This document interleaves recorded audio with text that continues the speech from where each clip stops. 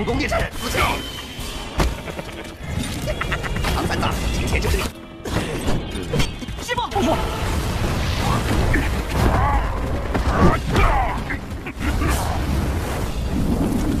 暗影天神，你是本灵机关四川道道的传说。 Halo teman-teman, kali ini admin akan melanjutkan alur cerita si Singgi season 5 episode 13 di mana pada episode sebelumnya Bailang dihajar habis-habisan oleh Zikian. Bahkan kekuatan jiwa naga api Bailang tidak bisa membakar Zikian. Di saat Zikian ingin membunuh Bailang, Cut Patkai muncul di sana dan melindungi Bailang. Cut Patkai atau Zubaji terus menyerang Zikian hingga dia terpaksa mundur. Melihat Zubaji datang membantu, Bailang dan Kyoyu merasa senang.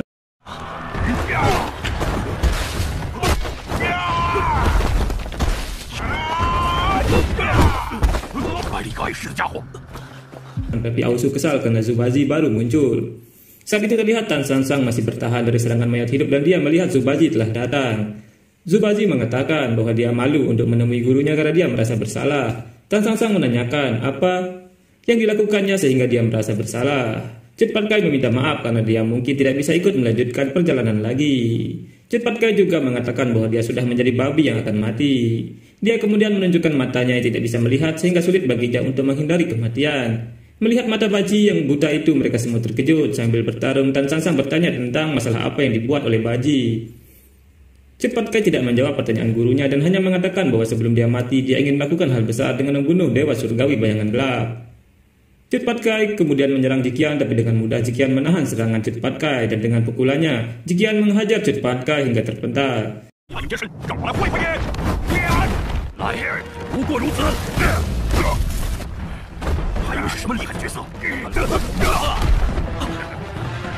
Saat ini Tan Sansang dan Wujing masih disibukkan dengan para mayat hidup itu. Mereka kesulitan karena tentara arwah itu tidak ada habis-habisnya.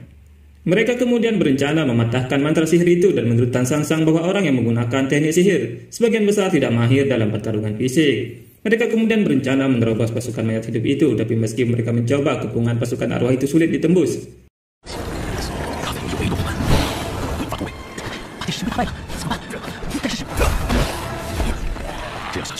Dan pada saat yang sama pasukan arwah mulai mendekati Kyoyu. Tapi Bailang berusaha melindungi Kyoyu. Di sisi lain, Cut Patkai mulai bangkit lagi sambil berkata bahwa dia akan mengajari Dewa Kegelapan itu cara bertarung.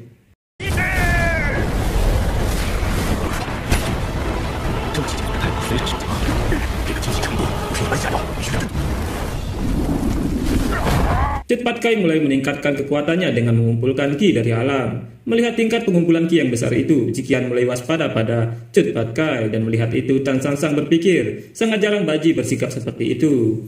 Cut Patkai berubah menjadi iblis babi yang besar dan dia mulai menyerang Jikian dan menantang Jikian untuk mengeluarkan semua kemampuannya. Serangan Baji membuat Jikian terdorong mundur.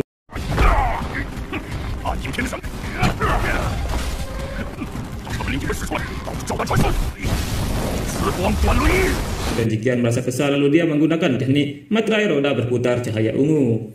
Cahaya ungu itu mulai ditembakkan ke arah Baji secara beruntun dan melihat itu Baji menahan dengan senjatanya.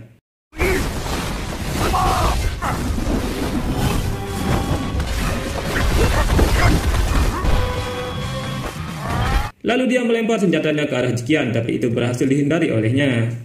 Baji kemudian menerjang ke depan dan Jikian meninju Baji dengan pukulannya, tapi Baji menahan pukulan itu dengan telapak tangannya dan menarik Jikian lalu memukul wajahnya hingga Jikian terpental.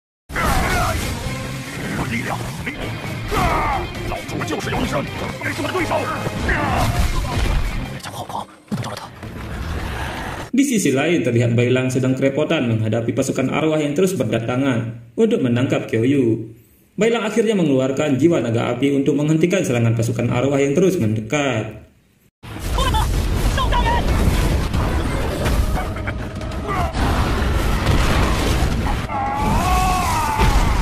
Di tempat lain Baji melompat dan menyerang Jikian yang baru saja akan bangkit, tapi Jikian dengan cepat menghindari serangan Baji.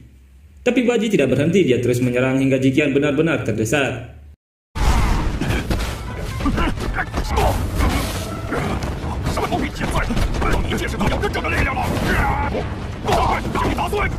Melihat Jikian dipukul hingga babak belur, Tian Mansing mengatakan bahwa Jikian benar-benar pecundang karena dipukuli oleh seekor babi. Tian Mansing mulai memperkuat pasukannya agar bisa lebih cepat menangkap Kyoyu. Menghadapi pasukan arwah yang sangat kuat itu membuat Bailang kelelahan, tapi Tan San Sang dengan cepat membantunya dan meminta Bailang untuk melindungi Qiao Yu.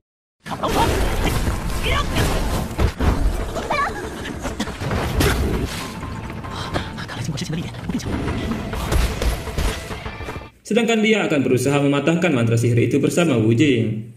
Mereka berdua kemudian menerjang maju untuk mendekati Tian Manxing. Setelah cukup dekat, Wu Jing mulai menggunakan kekuatan lautan pasirnya, sehingga membuat Tian Manxing kesulitan untuk melihat.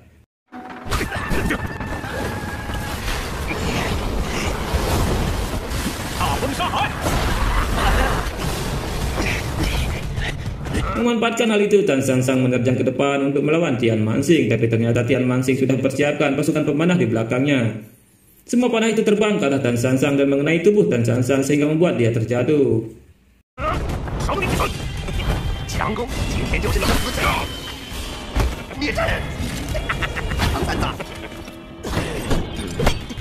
Melihat gurunya terkena panah, Baji berusaha dengan cepat menyelesaikan pertarungannya agar bisa membantu gurunya. Memanfaatkan emosi itu, Jiqian malah berhasil memukul mundur Baji.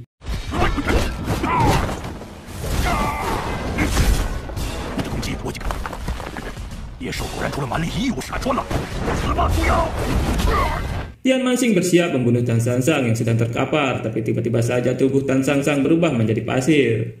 Hal itu tentu saja membuat Tian Manxing terkejut karena tiba-tiba saja Tan San Sang ada di belakangnya.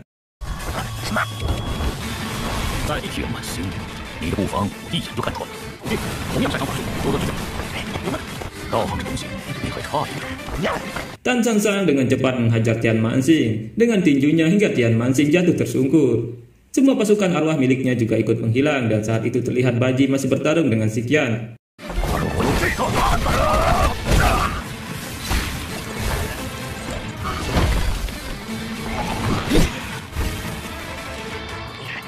Ziqian berhasil melayangkan tinjunya ke arah wajah Baji. Tapi Ziqian terkejut melihat Baji tidak bergeming sedikit pun. Baji menangkap tangan Ziqian sambil berkata bahwa binatang liar selain barbar dia juga memiliki kulit yang tebal dan kuat. Baji kemudian menendang Ziqian hingga dia terpental jauh.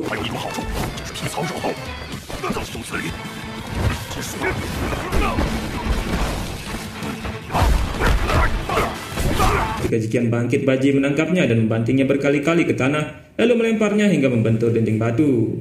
Tian Manxing dan Ziqian terlihat sekarat dan Aosu bertanya apakah mereka masih ingin bertarung lagi.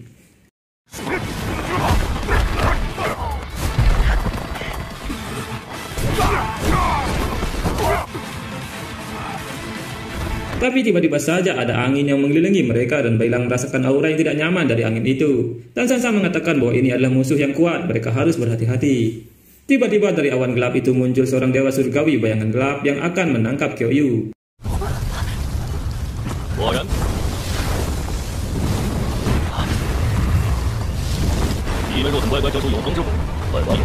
Kedatangan dewa itu tidak hanya mengejutkan Tan San Sang, tapi juga Ziqian dan Tian Manxing. Tan San Sang mengatakan bahwa kelihatannya musuh tidak akan membiarkan mereka untuk bernapas sedikit pun. Sekian episode kali ini, kita bertemu lagi pada episode berikutnya. Bye-bye.